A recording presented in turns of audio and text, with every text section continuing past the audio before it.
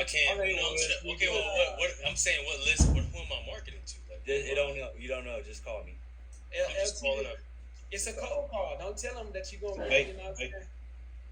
Well, no, I'm just trying to say because all right, I'll call. I'll call. I'm just trying to figure out what ring list ring. I'm calling. Like who?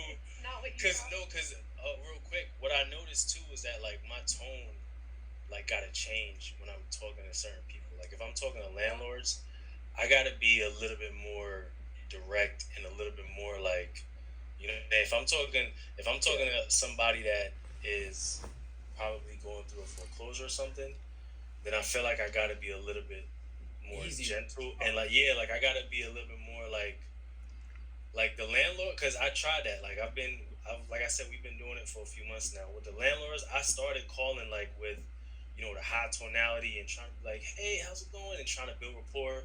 They not really trying to hear all of that. You know what I'm Not, You saying? know I'm Like motivated. I'm a bro. That's motivated seller. So see. Look, you hit it right on the head. Except for one thing, it's not necessarily like is it a landlord or is it a foreclosure. It's the individual you talking to. I even teach my VAs this. It's tonality. Because you could get a tired landlord that maybe it's an old dude and his wife do all the talking. And so she's not as serious, but she does have a softer tone. Match So the literally, tone. if I'm talking to an old lady, it's like, um, oh hi, yeah, no, this is Cordero just called. Hey, when I'm talking to a dude and they're serious, and it's like, oh hi, yes, this is Cordero. I will fluctuate my voice that much. Sometimes I'm clearer, and I even tell my VAs if they you have to mirror their tonality. If my VA can't mirror that person's tonality, they can't take the job. Man, Like I'll let them go. LT, man, like as soon as you say hello, this is LT, as whatever kind of attitude you get is what you Yes, give sir. every time. If Exactly. somebody's super happy, then you're super happy. If somebody's kind of Hey. sad and talking slow, then you're kind of sad and talking slow. You just gotta match Exactly. exactly where they're at and go with it. Exactly right. Now I got the camera, man. My biceps not too big, so y'all better get to calling. well, that's why you're working them out. ready? Ring, ring, ring, ring.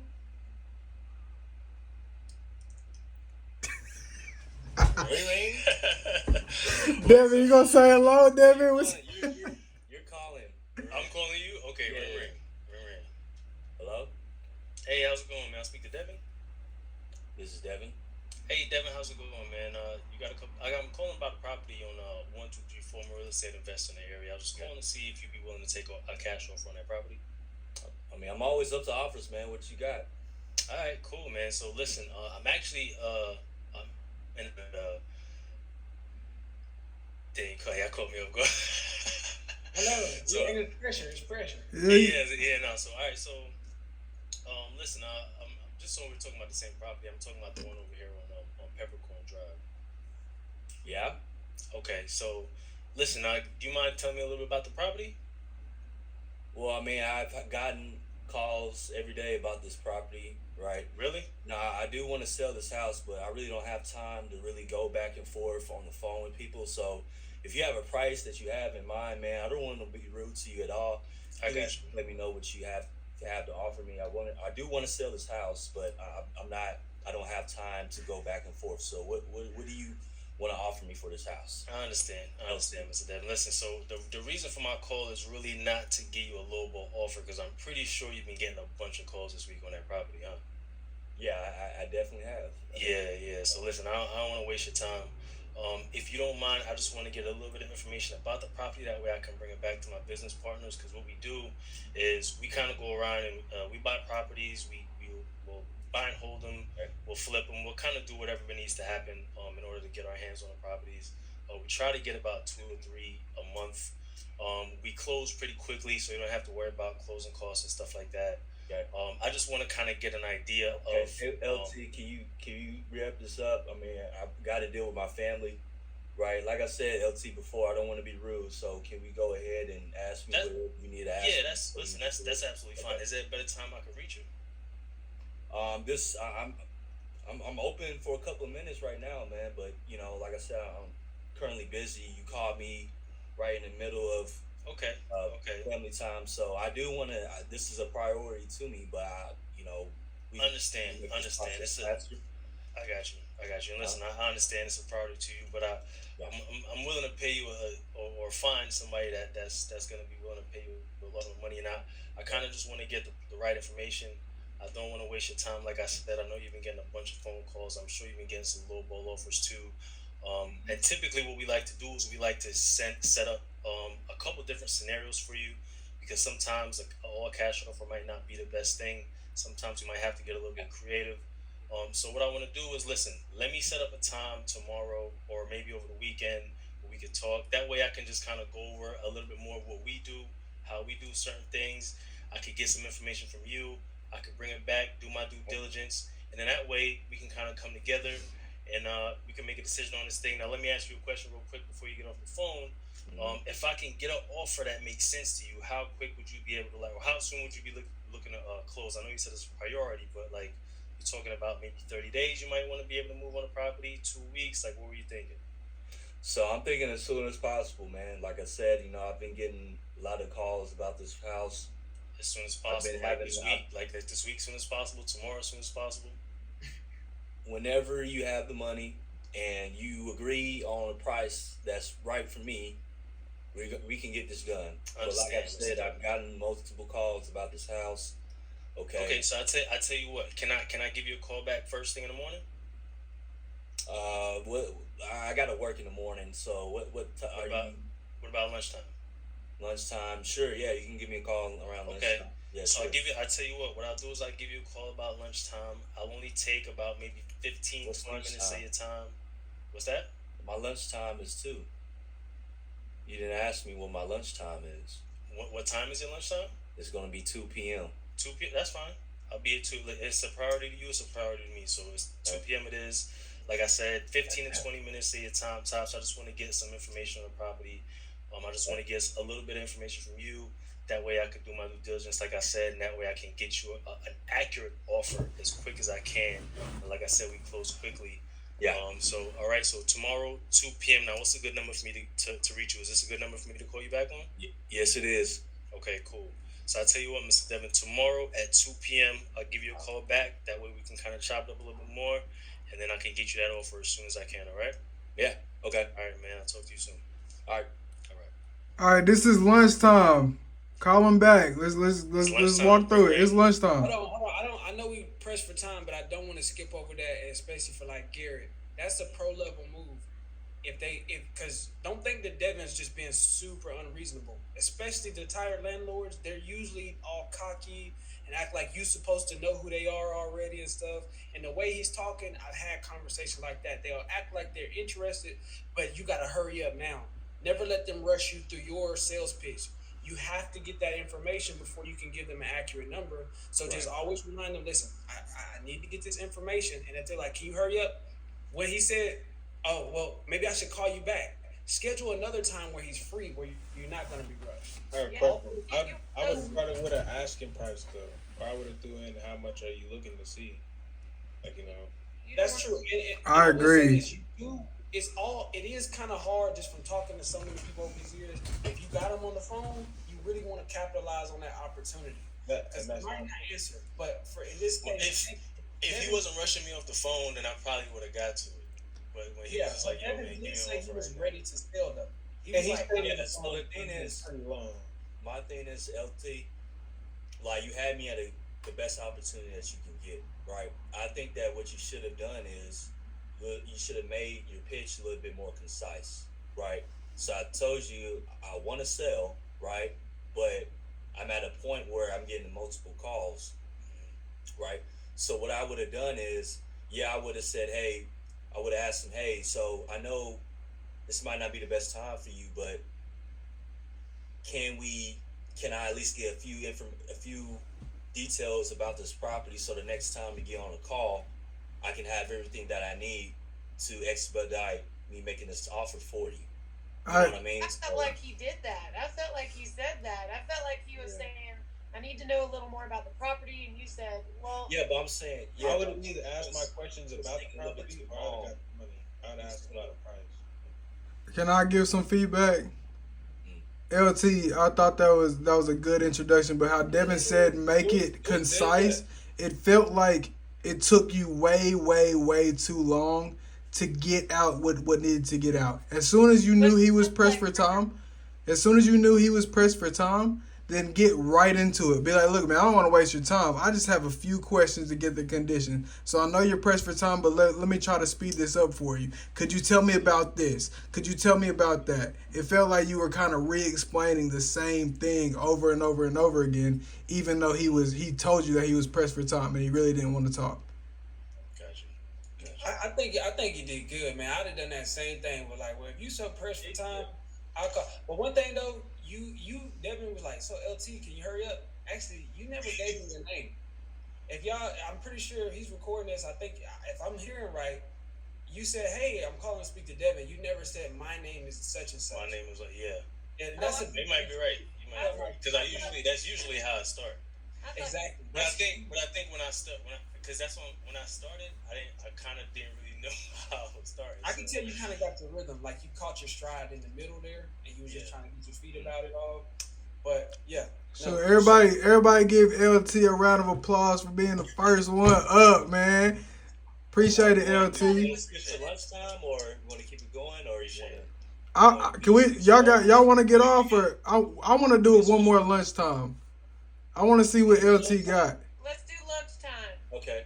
Y'all want to do lunchtime? All right, we do lunchtime. Hey LT, ask him how his lunch was, just to make sure. Yeah, build that rapport, man. Yeah.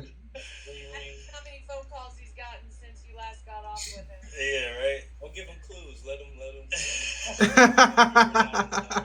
Yeah. Come on, LT. All right, ring. Hello. Hey, Mr. Devin. This is Devin. Hey, Mr. Devin, this is Lawrence. We spoke yesterday briefly about your property over on Peppercorn. Yeah, I know we had an appointment today to talk at 2. Is now a good time? Yeah. Hopefully I'm not interrupting your lunch. You enjoying your lunch so far? Yeah. It's good. All right. Had a good lunch. Cool. Did you get any phone calls today?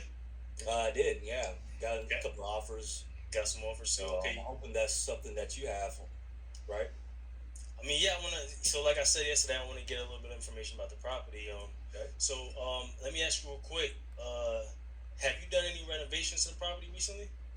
Yes, I have. So, roof is 5 years old. Recently replaced that about 5 years ago.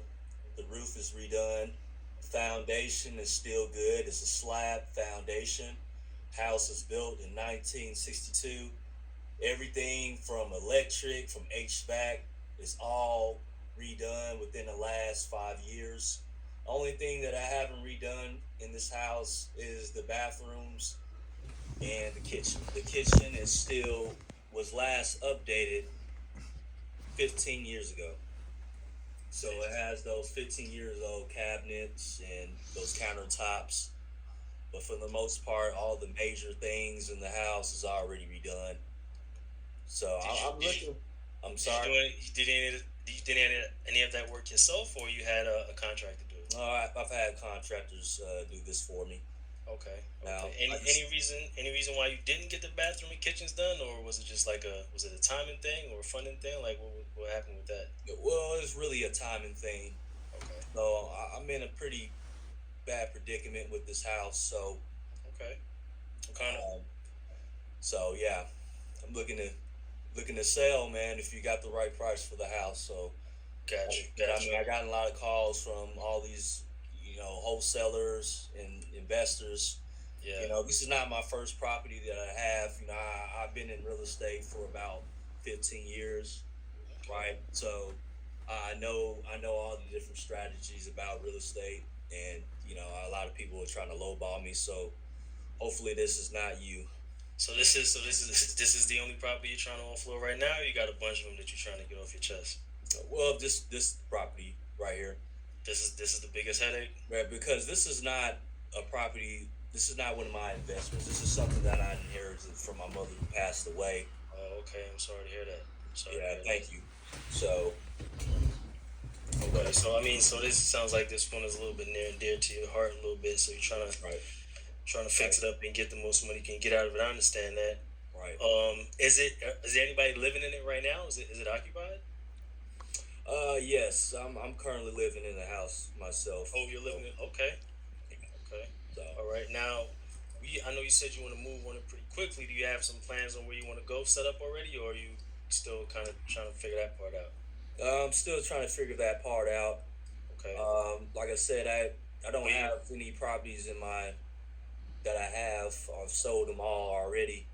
Now my brother, I've thought about if I sell my house, probably move in with my brother until I can figure out where exactly I want to go. But as far as right now, that's that's the only place that I have. So yeah. So how does this process work?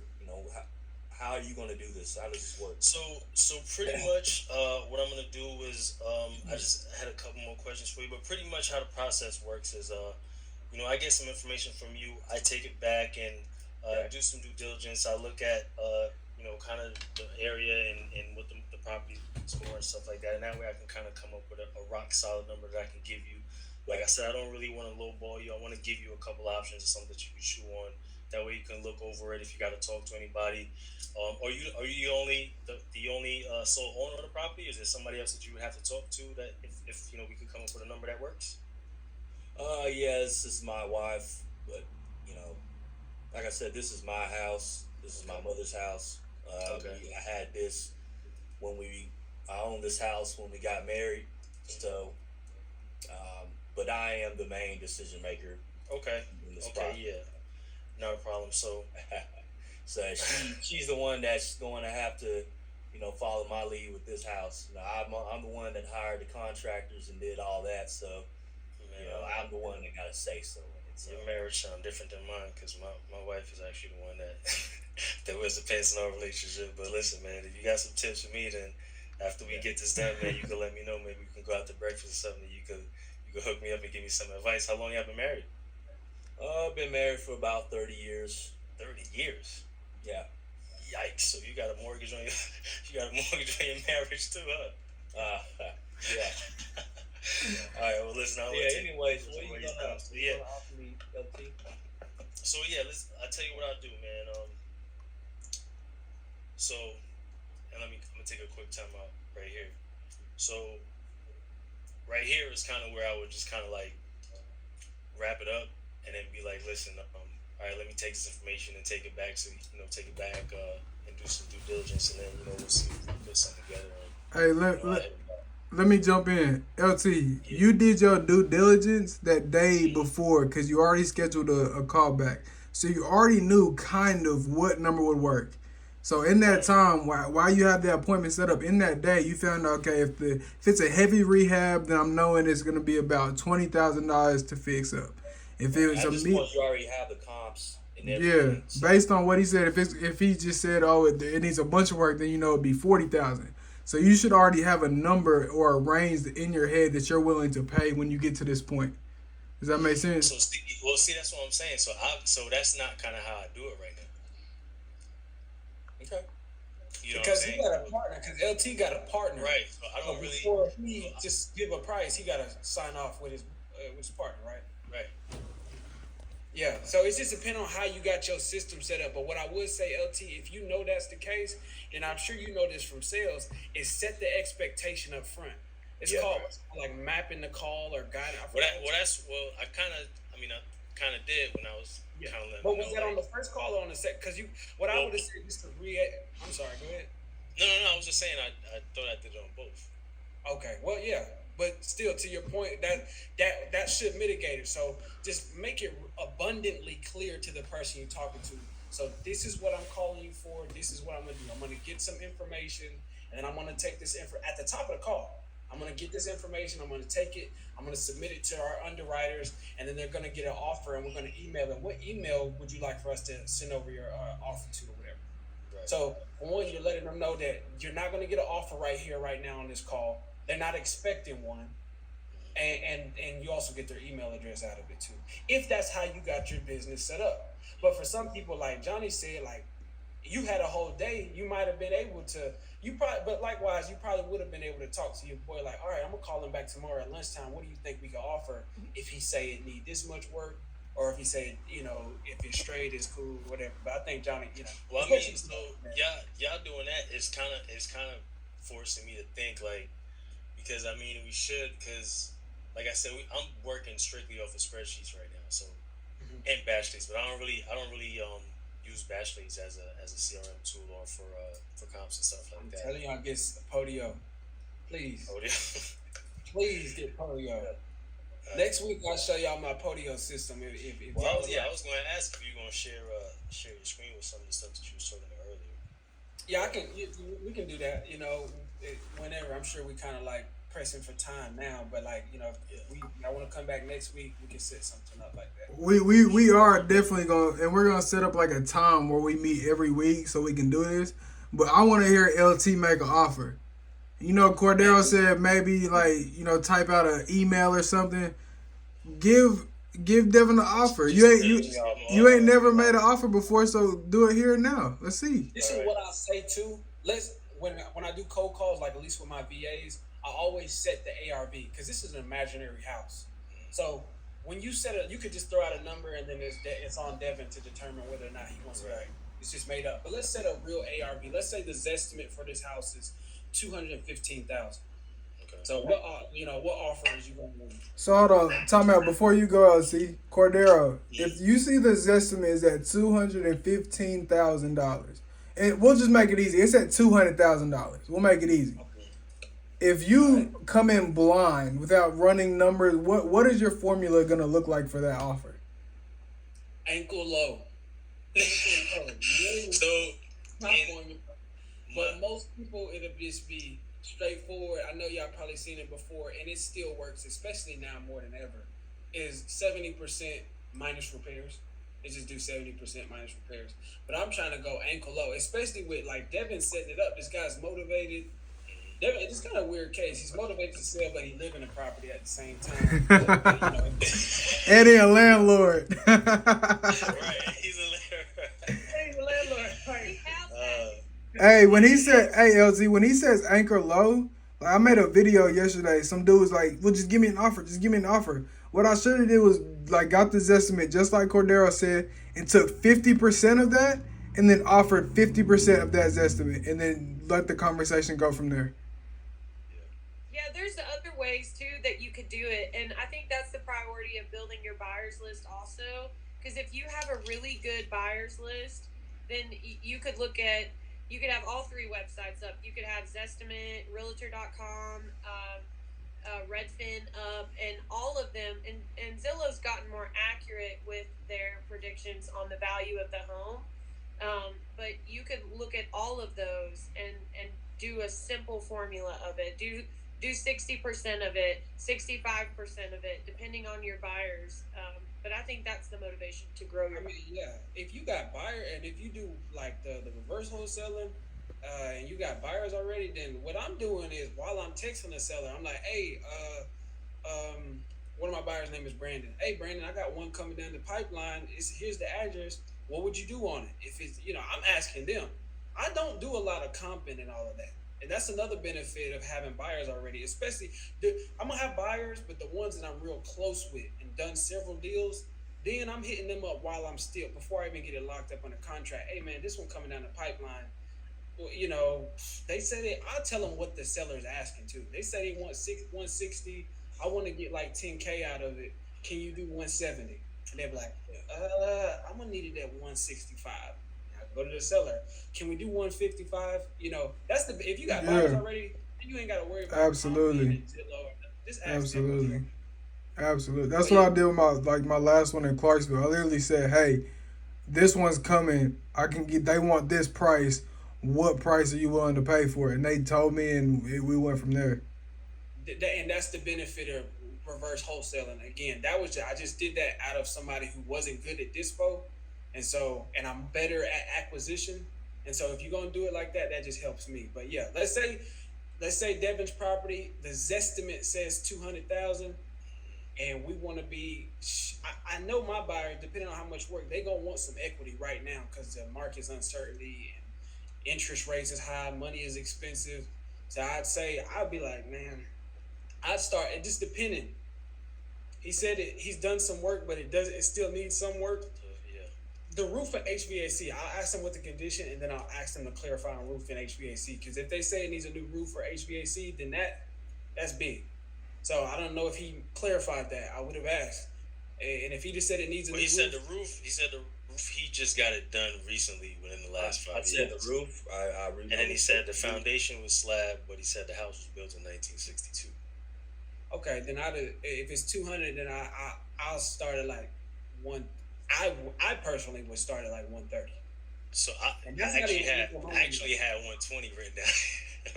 Yeah, let's not go ankle low. I mean, let's go. We need a new roof, so I'll start at 130, and then we could. Yeah, let's go. I thought 130 was too high to start LT.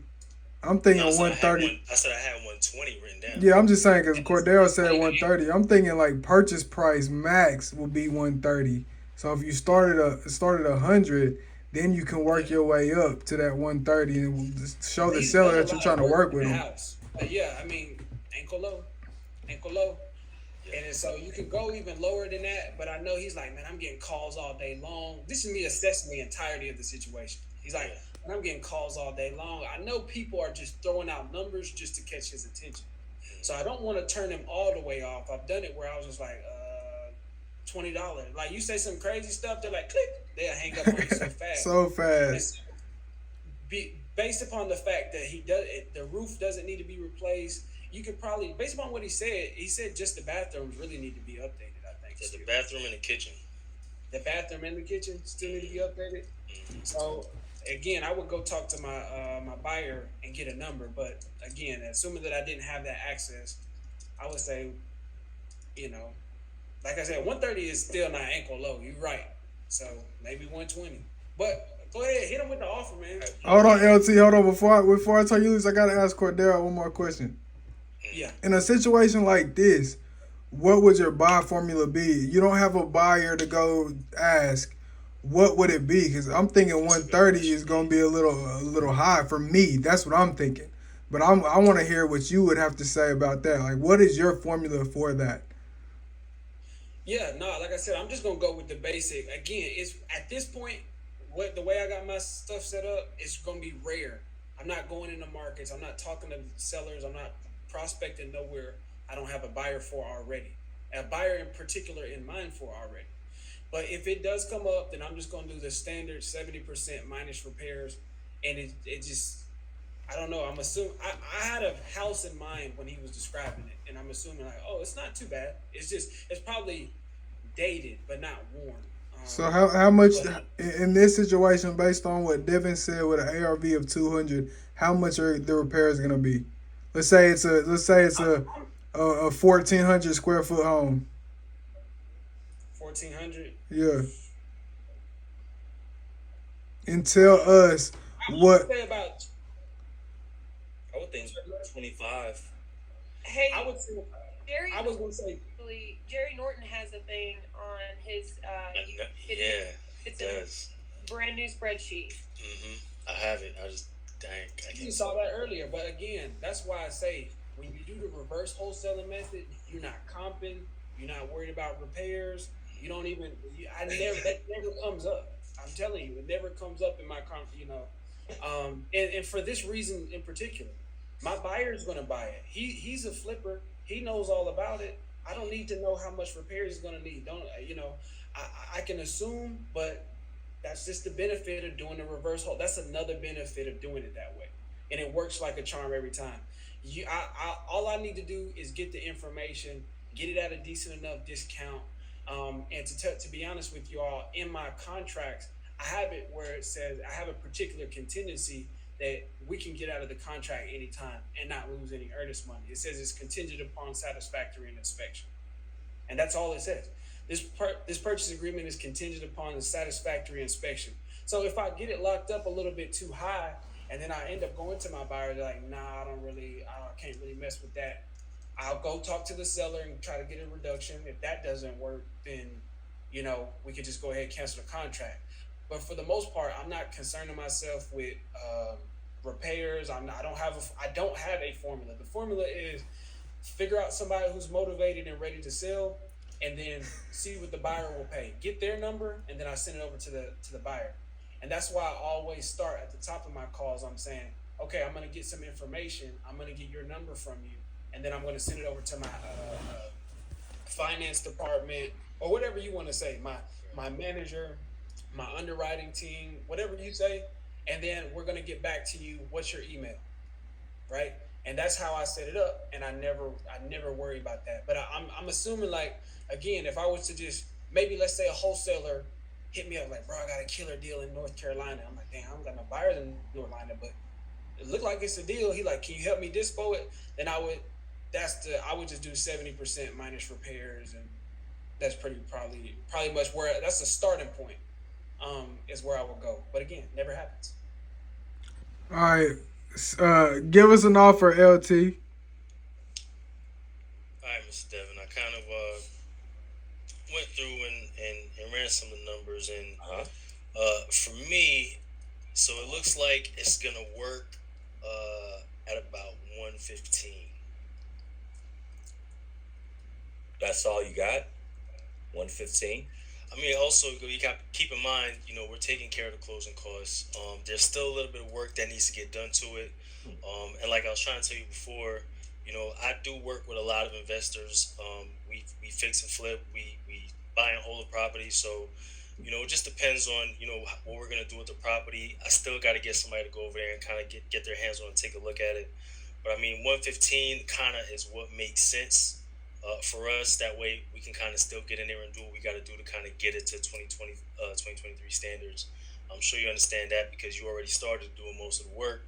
But we just got to go in there and just put some finishing touches on it. That offers is too low. That offer's too low. I've already done the repairs to it, right? Redone the roof. The foundation is fine, right? So all the major things in the house is perfectly fine, right? It only takes my contractor redone everything for $20,000, right? Typically, I've been doing contracting for 15 years, right? It doesn't cost that much to redo a bathroom and a kitchen, right? So what numbers are you using to justify 115? Well, let me ask you a quick question. 115 doesn't work. What were you thinking? What kind of offers have you been getting on the property so far? I was thinking 175 for this house. So you're way off. 175. What do you think? So when you put all that work into it and everything, and you get it nice, what were you kind of thinking that it was going to go for? Well, I mean, the house down the street sold for 205. So yeah, I'm thinking if I redo the bathroom and the kitchen, I could get 205 for it.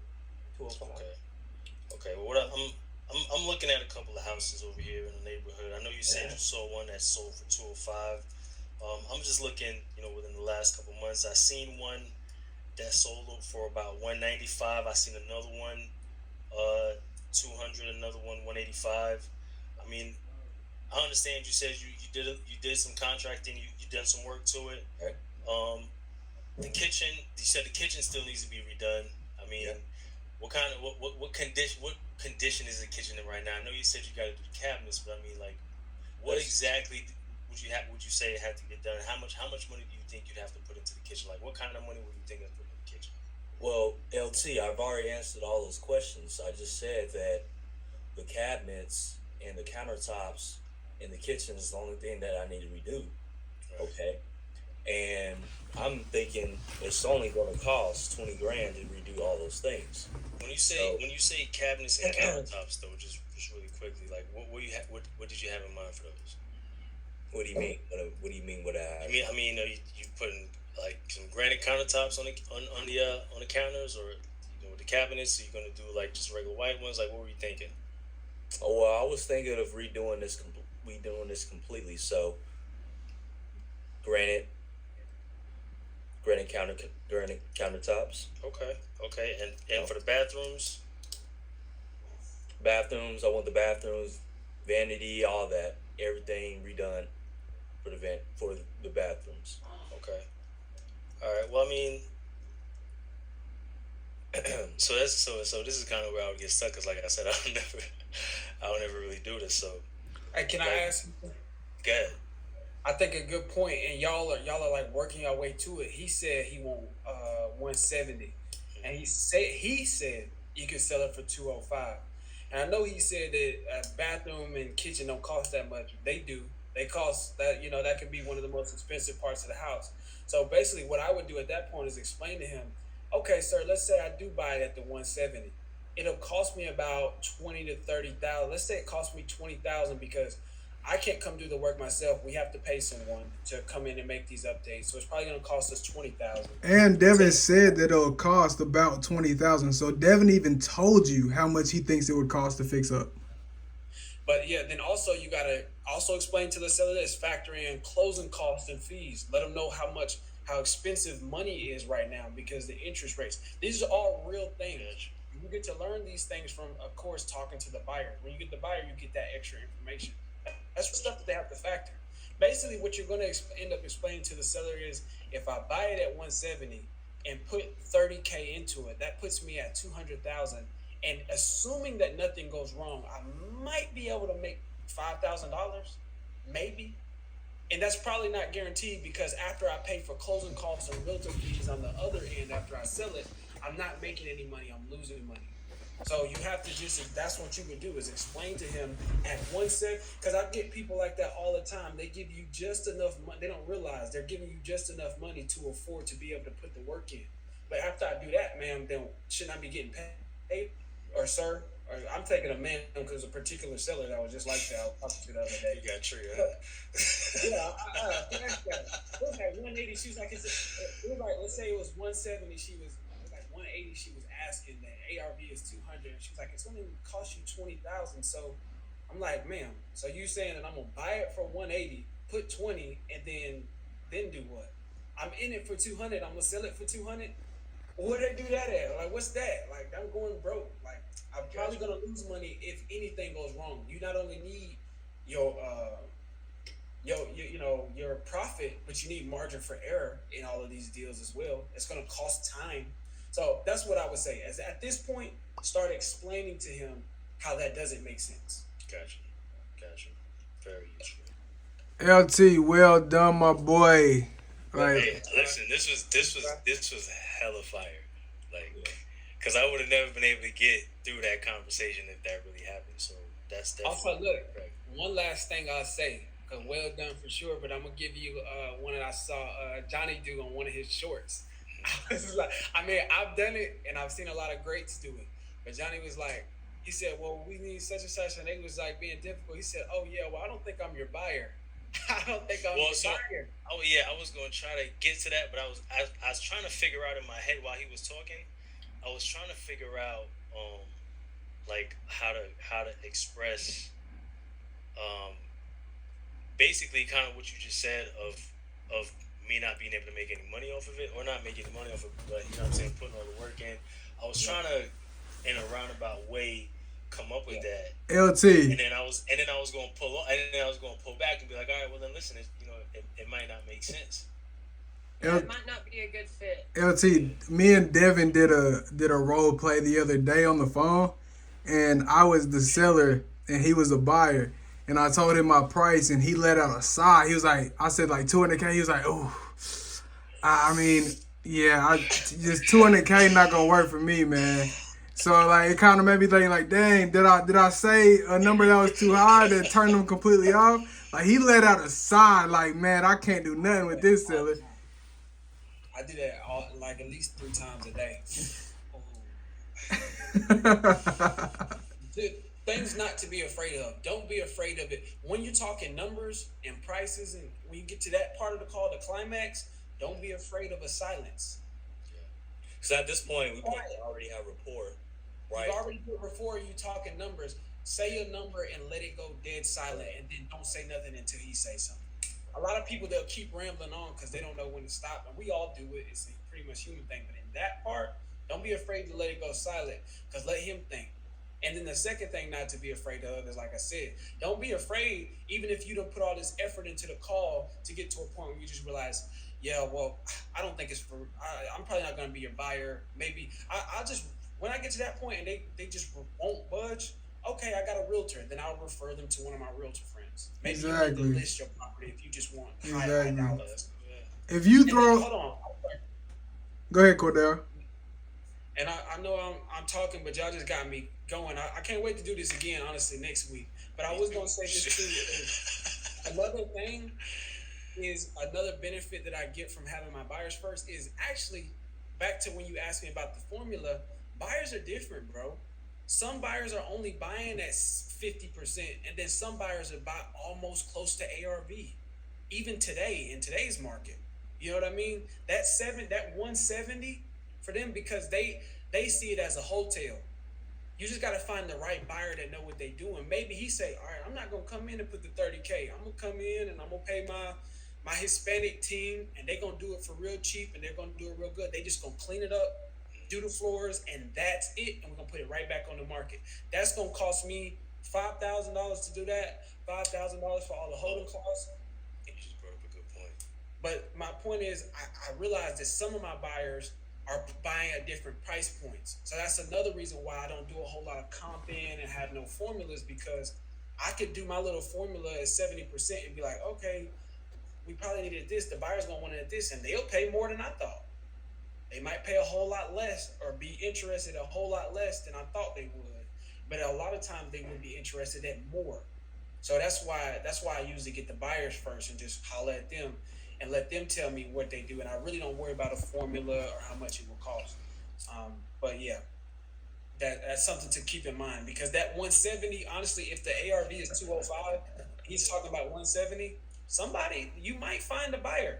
You might find a buyer for that, where you can make it cool, maybe a cool 5,000, put that in your pocket, or maybe a cool 10 or something. Or at the very least, you might find a buyer that's close to that, and you might need to get them down from 170 to 155 or 160, and not from 170 to 115. You could also do seller financing too, right? If the seller's open to that, then you could definitely do seller financing. Like if I would have hooked you up with a good solid terms, I would have ran with that 170. I would have been like, hey, so I might not be able to give you a cash offer for that, but how about we talk about terms, right? I'm able to pay you 170, but I can't do that in a lump sum payment. So how does terms sound? Can we formulate some terms where I can make you these payments over time, right? While we're doing the rest of the repairs, and then maybe I can resell this for a higher price, and cash you out. So You could even wholesale the seller finance.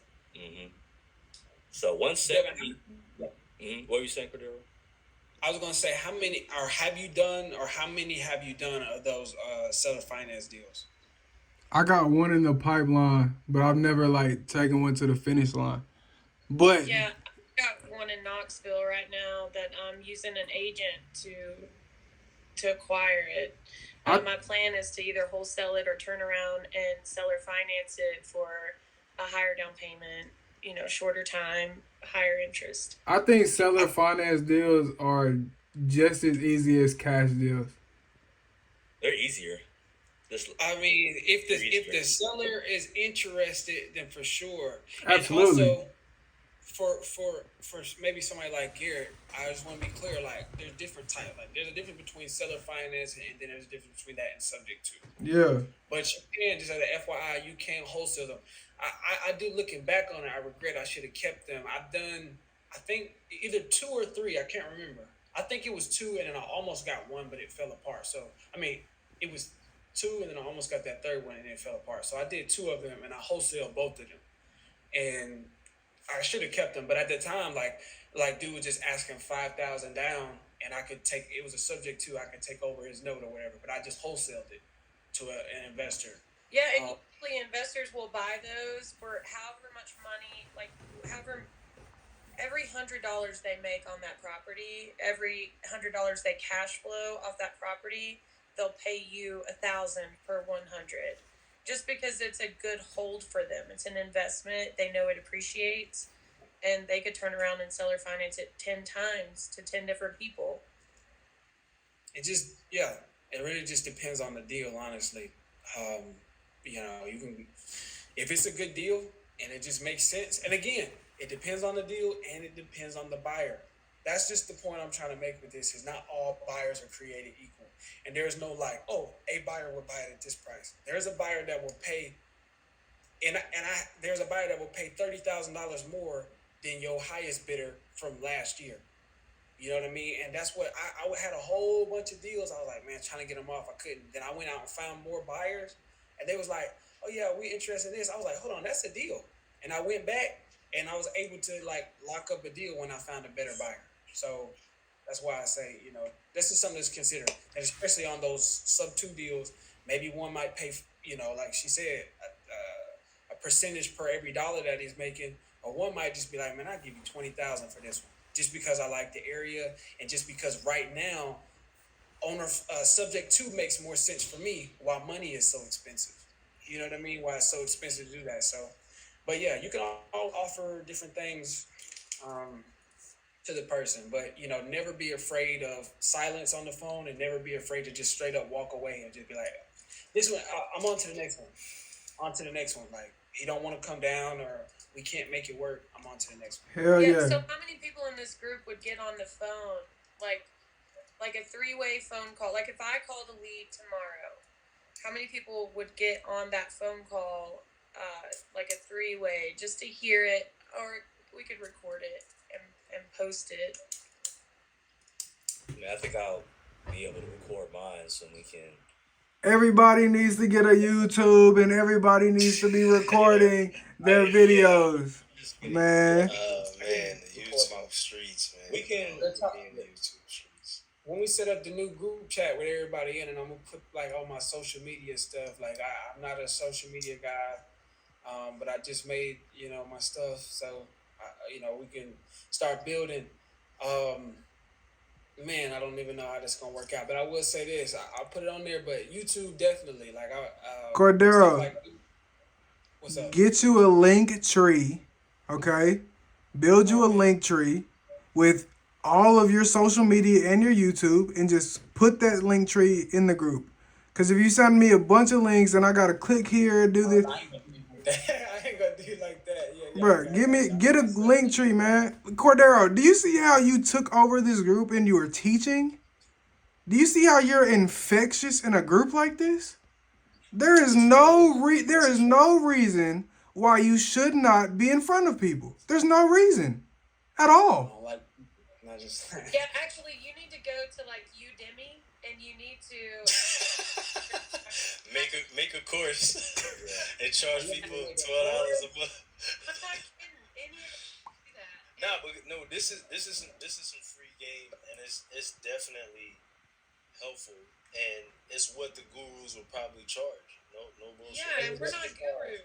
I would put this on YouTube. I'm all with the free game, because it was people who gave me free game that I ate off of, and I appreciate it. I pay it forward. I don't know about starting a course just yet. I ain't made $1 million off of it. I haven't done it. I ain't even done 100 deals to start a course, but I need to get on YouTube and share. But and y'all are pretty cold yourself. Like LT, I'm telling you, man, you cold on these phones. I know, like, just from what you showed us, like this stuff, you cold. I appreciate that. I just listen. If I knew, like, because my thing is just kind of working my way through the deal. Yeah. Once I'm comfortable with that, I think I can navigate the conversation a little bit better. Let me tell you this. This is something that changed the game for me. When I right now, your metric is probably something like, and correct me if I'm wrong, you're probably thinking, I need to make this many calls a day to stay consistent. You're thinking about a certain amount of calls. Yeah. Think about, I need to make this many offers a day. That's what just switch it from, I'm making 10 calls, 20 calls a day, to thinking, how many offers, how many actual prices did I send out to people? And just like the calls you make, you're not gonna hit 100% of the time. It's gonna be a ratio of calls that you made versus people who was actually interested, or even people who even actually answered the phone. Same thing with the offers. So if you say I make, and I think Jerry Norton talks about this, make 5 offers a day. Like, give out, go ankle load to 5 people a day, and bro, you're going to start to figure out how to navigate that conversation so much easier. But it's about going in that place that you fear. Not necessarily, I don't want to call it fear to sound like a weakness, but your fear is really an indication. It's going to be your compass. It's gonna tell you exactly where you need to go because you're like, man, I ain't done that. That's what you need to go do. You need Yeah. to start. If you can have the conversations, you got that part mastered. Because there's That's somebody. why I can appreciate this because I've never I probably wouldn't have got this far. And on top of that, me and Jimmy been sitting here texting. And I'm like, yo, man, we gotta get prop stream, we gotta get posted, like we gotta do all of it. So Man, y'all. I can already tell y'all about to go crazy. I can tell y'all about to go crazy. Like this group chat, like there's a lot of A lot of money is gonna be made in here, man. Yeah, that's what I was gonna say earlier when you were talking about how cold some of us are. Myself included. Like, yeah, we're just getting started. We're gonna scale and we're gonna be huge. And if we maintain the group, I mean, there's a ton of potential value in the group. the value's crazy. absolutely. And I'll say this. Sure. I'm about to get off here, y'all. I appreciate it, but I like the Friday afternoon just because for me, like I can give y'all this extra time on a Friday afternoon because tomorrow's Saturday, and then I kind of like just do like maybe like cold call, but like on the other day of the week, it's like I'm probably gonna want to cut it off because I'm thinking about like let me get my stuff ready for the next day, so on and so forth. So Fridays work, but I know that whatever. I mean, does this time and date work for everybody? Fridays at That 7? it works for me. I feel like we might have to cut it down some because this was probably super long. Yeah. 3 hours. Yeah, we. Man, Friday like 7, 8, something like that. Like maybe like an hour and a half, 2 hours, something. I think. Yeah, and that might LT, work get out. with your partner too, because if he had to go, what does he have going on Fridays? Like, do we need to move it up earlier for him? Yeah, I mean, I think Fridays are perfect in my opinion. I love this time slot, and I don't think a lot of things is going on because I'm kind of like Cordero. I don't really have a lot going on outside of This. kids, Right. work, and this. Like, so That should be all that's it. right. That's it. So down to sit here on a Friday and just and go in as much as we need to. So, Better. Well, let's do it on. Let's do that. Let's do it at the same time. Fridays at 7 until Yeah. further notice. I'm gonna set up Yeah, a. hey, no, we got one more time. We got a couple more minutes for one more. more? Devin, you trying to kill us, Do man? another? Yeah, I'm about to say Yeah, something. Another one. Trying to get some practice in, man. Hey, Devin, we can get some. Look, me and you can link up and we can do some cold call like any day of the week, real talk. Cause like I just like to do role play all the time. That's a big thing. Always stay sharp. Hey, So I'm always play with my around. VAs Y'all gonna going get a away. phone call from me. Ask Johnny. Y'all gonna get a random call. Nah, for real. I'll make it quick though. Yeah, I keep playing. Like, I'll make it quick. I ain't gonna have y'all. Devin, shoot, I'm about to go drive. So give me a. I'll give you a call in like 5 minutes after we hang up here, and we can run through one real quick. You cool with that? Cool, man. Sound good. Sound good. All right. Everybody But yeah, I think this was great. I think what we should do to have it a little bit more organized. So I think we should have it in sections, and each Friday is a topic. It's a specific topic that we want to talk about, right? So Yeah. next Friday, let's talk about absentee owner leads, and then we're gonna get in a role play of absentee owner leads. Yeah, and then also, like I said, I mean, next week or just whenever it fits best or works best for everybody, I can share my screen and kind of break down anything. And then, I mean, I would like to see y'all. Like, I would like to see how LT and Jimmy how they set up. Like, I would like to see how Devin. Like, we can just kind of see. Even Garrett. Like, I would like to see just what you got so far. And then, like, if any of us can add to it, I think, like, we can just kind of take turns sharing screens, maybe like one person per week and break it down like that, or however we do it. Yeah. But I did want to say, like, I got a mentorship program that I actually pay to be in, and that's where I got this whole StreamYard thing from. And just so y'all, if y'all wondering, like, they means go in like this too, and it's some heavy hitters in there too. And we kind of get off in there, we're like, oh, it's just supposed to be an hour, and then it'd be like 11 o'clock, and we all in there still talking. You know what I mean? It happens like that, especially if you give a real game. I'm sorry. Who are you doing your mentorship through? REI Next Door, and he's got YouTube. He's on YouTube free, and if you go back and watch his old stuff, he's giving out the game. Please try REI Next Door. Check him out, man. Please. Good stuff. But I appreciate everybody. Thank y'all. Just for y'all time and just sharing everything. So, and I'll see y'all next week. And I'm gonna stay connected in group chat. I'm gonna send everybody my stuff and just All right. let's stay active. Wait until I get that new one. Send that in that new one. And LT, send me Jimmy's information. Yeah, I'm about to send it right now. All right, team. I'll talk to y'all a week from today. All right. All right. Good night, y'all. Later.